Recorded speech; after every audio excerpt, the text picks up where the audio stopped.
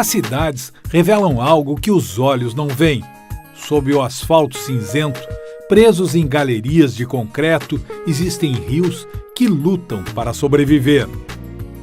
Em Porto Alegre, no Rio Grande do Sul, percorremos o caminho de um desses rios com um especialista em recursos hídricos. Ele nos revela o que existe no subsolo de nossas cidades. O ponto de partida é uma pequena reserva no bairro Três Figueiras, área nobre da cidade. Aqui fica uma das nascentes do Arroio da Areia. Saindo de uma parte mais alta, a gente está numa parte elevada, vamos descer o morro. Então, seguindo quase a trajetória de um pingo d'água. No terreno nós temos uma manifestação aqui, está a água presente, não choveu e está aqui todo o solo encharcado. O que é isso? Há milhões de anos, a geomorfologia, quer dizer, a forma do terreno, quando chove, as águas se concentram nessa parte mais baixa. Além disso, nós temos a existência de água subterrânea. Esse ponto aqui é o que é considerado um olho d'água.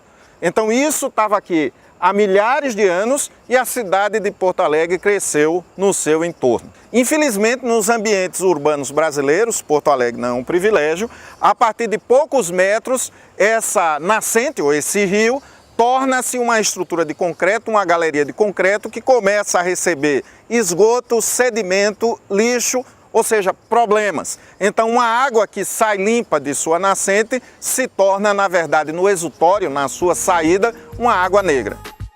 Esses cursos d'água são chamados rios urbanos. Eu gostaria de, na verdade, não enfatizar muito o rio, e sim a bacia, ou o território, ou o pedaço de chão que se urbanizou. De onde é que vem isso? No contexto da nossa civilização, eu posso pensar que a ideia dos romanos ser civilizado, isso eu estou falando de 2.000, 3.000 anos atrás, era tomar banho. Então, controlar a água era um dos primeiros atributos da ideia de civilidade. Várias cidades nasceram nas margens dos rios e aí, a partir disso, então é óbvio que a busca por um acesso à água como meio de transporte ou como meio de esgotamento sanitário ou como fonte de abastecimento era evidente a aproximação da cidade com os rios. As comunidades recolhiam seus esgotos, como não havia destino certo, esse esgoto era levado para os córregos, para os arroios e para os rios, contaminando esses mananciais, que na realidade eram seus próprios mananciais de abastecimento, especialmente da água, que é um bem indispensável à vida. A cidade, no caso aqui, Porto Alegre, foi crescendo, esse fenômeno ocorre em todas as cidades brasileiras, na verdade, em todas as cidades mundiais, e foi sendo impermeabilizada. Na medida que foi sendo impermeabilizada e tráfego, primeiro a cavalo, de carroça e depois os automóveis, cruzar um rio se torna difícil. Então começam movimentos de aterros, de pontes, de construção de galerias e o rio, que é um fenômeno natural, não tem nada de extraordinário ou absurdo, ele começa a desaparecer. E hoje ninguém lembra mais ou ninguém sabe mais que é um rio. Todos podem observar aqui atrás de mim que nós temos duas vertentes como telhado de uma casa que se encontram no meio. Esse meio, essa parte mais baixa, é exatamente onde corria naturalmente um rio. Hoje é uma galeria de concreto, próxima à sua nascente. Todo o seu entorno, todo concretado, com construções de altíssimo nível. Não se observa o rio, mas eu quero que todos entendam que a força da gravidade continua atuando e trazendo para a parte mais baixa esse acúmulo de água. A água da drenagem, a água ainda oriunda de uma nascente, a água do esgoto das casas que se conectam aí. Se eu deixar lixo nas calçadas e tiver uma ineficiência da coleta, num dia de chuva ele é arrastado, carreado e acaba entupindo, entrando nas bocas de lobos e bueiros e vai cair aqui dentro. O Arroio da Areia vai cruzando ruas, praças, terrenos, num caminho quase sempre escondido. Estamos a cerca de 800 metros, aproximadamente, das nascentes, daquela matinha do campo de futebol, e esse é o ponto que finalmente o Arroio da Areia começa a mostrar a sua cara, né? Ele começa a sair de galerias de concreto. Aqui nesse ponto é uma galeria que deve ter uns 3 ou 4 metros de profundidade, logo adiante, onde ele se abre para o céu. Nesse ponto, infelizmente, já há uma água cinza, uma água negra, e eu estou sentindo um odor característico, um mau cheiro decorrente já de esgoto. Em seguida, o arroio desaparece de novo sob o concreto. Aqui não é um terreno nem privado, nem público, escondido e envergonhado. Isso daqui é um rio, é uma galeria de concreto, onde a gente ainda escuta o barulho das águas aqui nas proximidades. Eu estou sobre uma tampa de concreto, um bueiro. Entretanto, o próprio cenário, a própria curvatura está nos indicando que isso, em algum momento no passado, foi um rio. Isso é um rio urbano ou um rio escondido, né? Devia estar com a vitalidade, entendendo vitalidade como criança, pessoas passando, curtindo e aproveitando. E nada disso é possível porque hoje é um canal escondido de esgoto. E agora estamos no meio de uma rua, aqui está o bueiro, até pela quantidade de barulho o rio está passando aqui, está se conectando com a drenagem pluvial. O rio segue, seguindo a lei da gravidade, procurando sempre um caminho mais baixo. Ele pode ser visto mais à frente, transformado num canal de esgoto.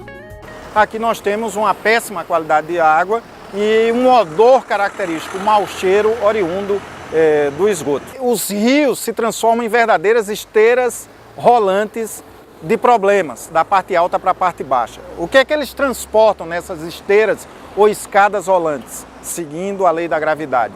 Esgoto, sedimento e volume de lixo, que entope os canais e, em decorrência de chuvaradas, os canais não tendo condições de receber esse volume de água, a água extrapola, sai do seu canal e inunda aqui todo o meio, toda a via urbana, né? Trazendo, infelizmente, problemas para todos, inclusive infestação de doenças. É horrível, eu moro há 49 anos aqui. A gente sempre diz que tem horas a gente até nem sente cheiro, mas tem dias que ele solta uma água preta aí, que eu não sei de onde vem, dá a impressão assim que é esgoto armazenado. E quando chove muito? Enche tudo aqui. A rua? Tudo. Eu estive com água por cima desse muro aqui. Me entrou árvore por aquela janela ali, para dentro da minha casa, que veio pelo valão. Em dias de chuva, aqui nesse pedaço aqui da cidade, os próprios bueiros viram chafarizes. Aqui quando chove bastante, alaga toda a região, aquela parte do Carrefour, o lado de lá, o lado de cá, os bueiros aqui ficam realmente uma correnteza.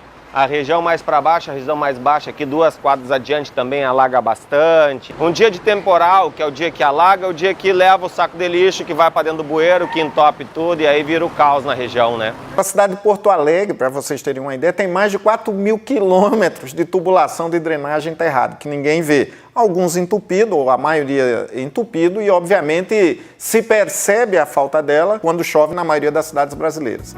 São Paulo, 12 milhões de habitantes, a maior cidade brasileira. Aqui, chuva forte é sinônimo de caos urbano. Um levantamento inédito do Ministério Público do Estado identificou 422 pontos de inundação entre 2005 e 2013. A água precisa de um espaço. Então o que é que nós temos? É quase uma competição pelo uso do solo urbano. Eu tenho que deixar um espaço para a água. Não deixar significa que a água, no momento da sua maior força, de uma enchente, ela vai fazer a sua reintegração de posse. Ou seja, ela vai procurar o espaço que era dela e não vai esperar uma sentença de um juiz. Ela simplesmente vai e ocupa. A gente observa agora nesse ponto da bacia do Arroio da Areia uma largura então do arroio, representado por essa largura dessa estrutura de concreto. Aqui o rio continua a existir, escondido debaixo dessa estrutura. Também a gente já observa até em todo o entorno do rio a alteração do padrão construtivo. O volume de esgoto até esse ponto onde eu me localizo equivale já a uma cidade de umas 100 mil pessoas, trazendo problemas como o lixo, o esgoto sedimentos, doenças de veiculação hídrica, infestação de mosquitos, derrubada de muros, destruição de residências quando em dias de grande chuvarada. Tudo isso é o efeito da própria natureza buscando de volta o que era seu. A seguir, uma noite de horror.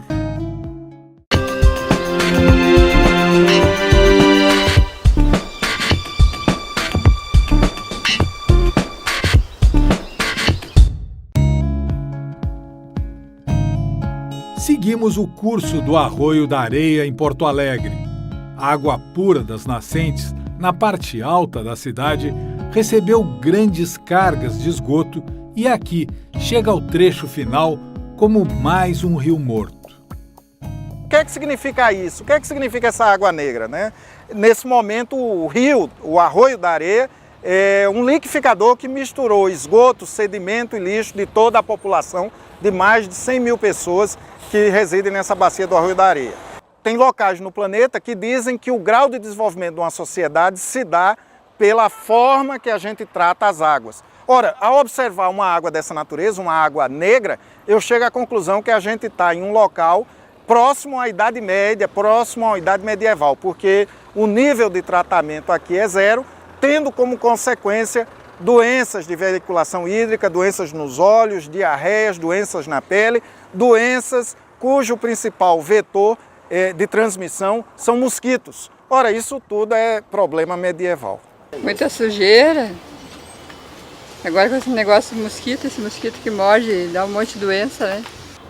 Mas é diarreia, vômito. Ferida, às vezes, pelo corpo, dá alguma alergia dessa. Muitas crianças brincam nesse vale, tomam banho.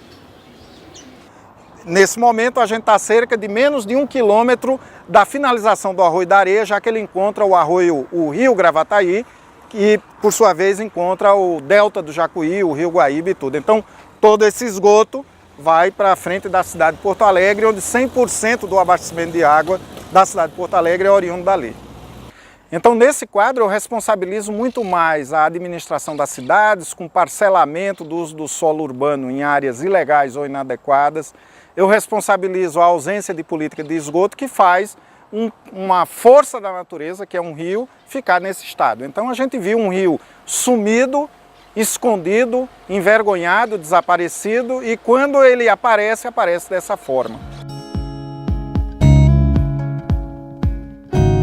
Horror e pânico. Viver em áreas de risco muitas vezes tem seu preço. Era uma noite tranquila para os moradores de Rolante, um município da Serra Gaúcha. Havia chovido na região. Tudo aconteceu de repente.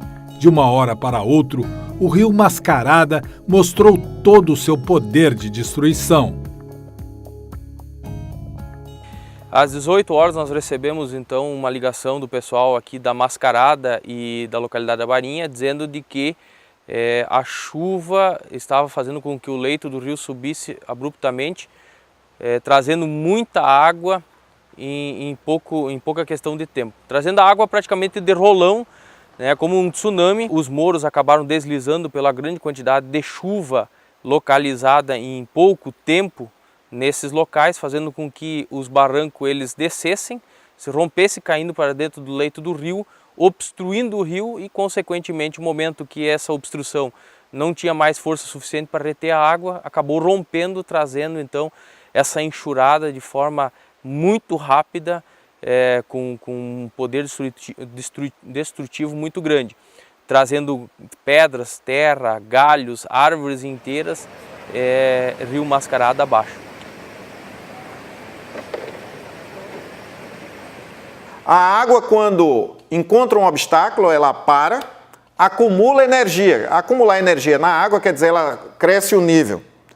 Após ela estar bastante forte, ou ela derruba ou contorna o que tiver pela frente. E ao fazer isso é o que nós observamos nos centros urbanos. Um carro com mais de 1 tonelada de peso, como brinquedos boiando no meio de inundações em áreas urbanas, o que obviamente, não é para acontecer isso. A gente não esperava a densidade da água, o que viria para trás. Então, quando a gente se deparou, que viu a quantia da água, foi apavorante. Que a gente ouviu um estrondo na barranca do rio, barulho de madeira, já estava no salão e dentro da igreja. E em poucos minutos a água correu aqui, nessa subida, e nos fundos ali a minha casinha arrodeou de água. Então, a gente não tinha ideia do que tinha acontecido nas nascentes, o porquê de tanta água. Que até então, com essa idade, eu como nasci e me criei aqui, estou com 66 anos, coisa nunca vista, nunca vista. Dentro da igreja deu mais de 1,10 m. Na escola sobrou o ar-condicionado. Então todo o material que eles tinham foi perdido todo. Depois de trabalhar a noite inteira no socorro aos atingidos pela enxurrada, Mateus, que é bombeiro voluntário, enfrentou a destruição da própria casa.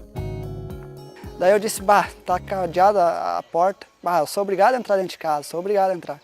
Peguei, pulei a janela, entrei, nossa, eu pisava assim, era até o joelho de barro, né? Tudo virado dentro de casa, porque entrou quase 1,5 m dentro de casa, sabe?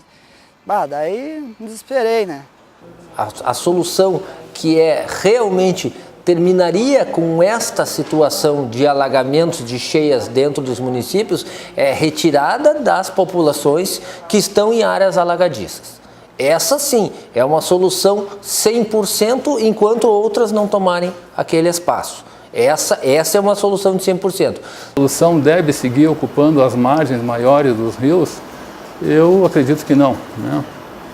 Mas tem que fazer a contabilidade, né? É uma decisão que envolve aspectos sociais e aspectos econômicos, além dos aspectos ambientais, além dos aspectos hidrográficos, né? Pegar uma região como a região metropolitana, pegar Esteio, pegar São Leopoldo e dizer assim, não se pode ocupar essas áreas porque elas podem ser inundadas. Bom, podem, tem um risco de ser inundada e esse é um risco que eu entendo que deva ser um contrato social. Essa área aqui ela tem uma tendência, tem uma probabilidade de ser inundada. Você quer morar nessa zona? Isso é uma coisa. A outra coisa bem diferente é construir um conjunto habitacional numa zona que pode ser inundada e não avisar nada para ninguém e dizer, não, aqui era mais barato o terreno, como nós vimos vários exemplos, né, do projeto Minha Casa Minha Vida, onde a prefeitura destinou áreas inundáveis para essas construções. A seguir, os projetos que salvam rios.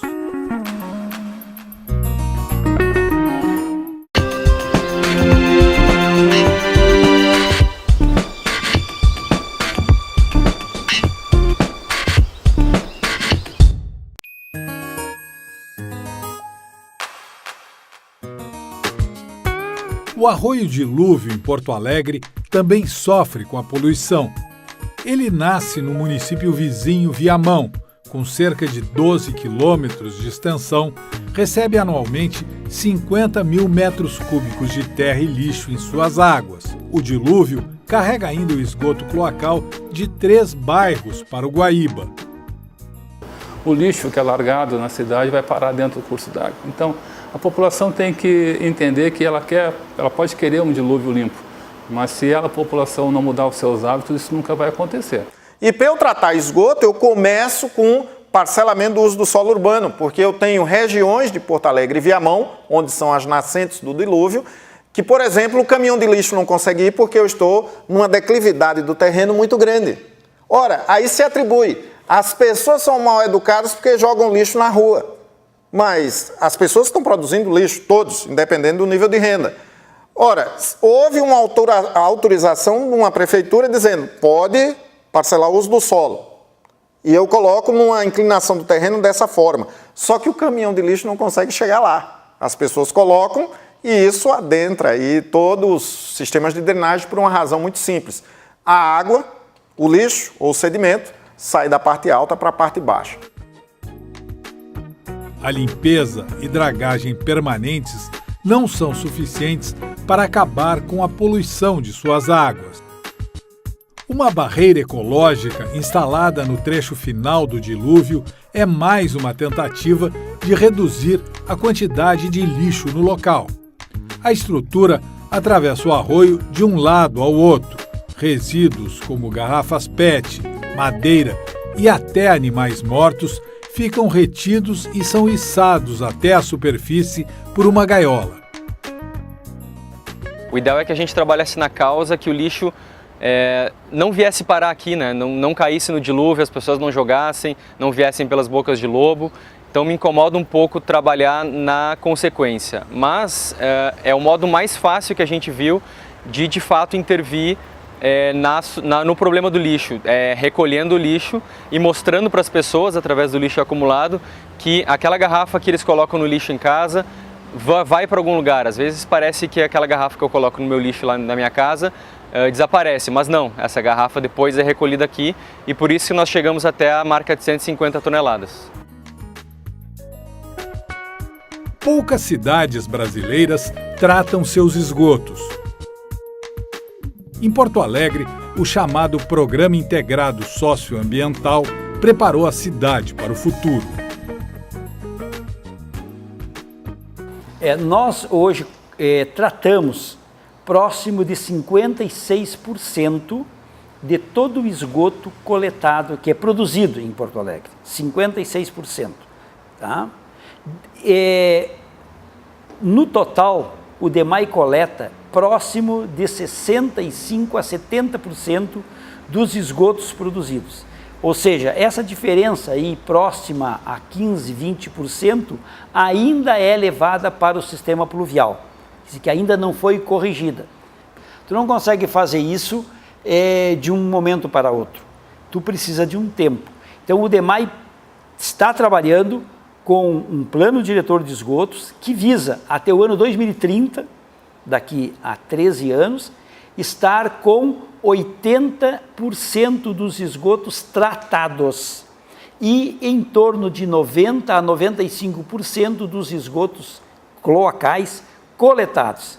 Se nós chegarmos nesses objetivos no ano 2030, nós estaremos sendo uma cidade de exceção no Brasil, porque estaríamos enquadradas como uma das melhores cidades do mundo em termos de sanidade pública relacionada a esgotamento sanitário e distribuição de água. Mas ainda falta resolver um problema importante: fazer com que todos os moradores liguem a saída de seus esgotos à nova rede de canalização e tratamento. Sabendo que nós temos estudos de natureza técnica, por exemplo, do IPE, Instituto de Pesquisa Econômica e Aplicada, do Ministério do Planejamento, que diz, de cada R$1 aplicada em medidas de saneamento, economizamos R$4 no Sistema Único de Saúde. Tendo isso em mente, um incentivo para a ligação oriundo de verbas públicas seria uma boa medida para induzir mudanças comportamentais nas pessoas. Até os anos 50, se imaginava que o Guaíba, do tamanho que é, com a capacidade de vazão que tem, e por se chamar de rio, que ele tinha uma capacidade de autodepuração muito grande. Então não havia necessidade por que nos preocuparmos com o tratamento de esgoto. O Guaíba iria absorver como se fosse uma grande lagoa de tratamento e que, de tempos em tempos, nas enxurradas, ele seria lavado e seria, então, tudo levado para a Lagoa dos Patos e dela ao mar, deixando sempre o Guaíba em um estado de sanidade muito bom. Só que isso não foi a realidade que se verificou ao longo dos anos. Hoje, nós temos vamos dizer assim, um passado que nos condena por essas atitudes e que agora cabe a nós e às gerações futuras tomarmos providências de sanar esse passivo que a gente chama passivo ambiental.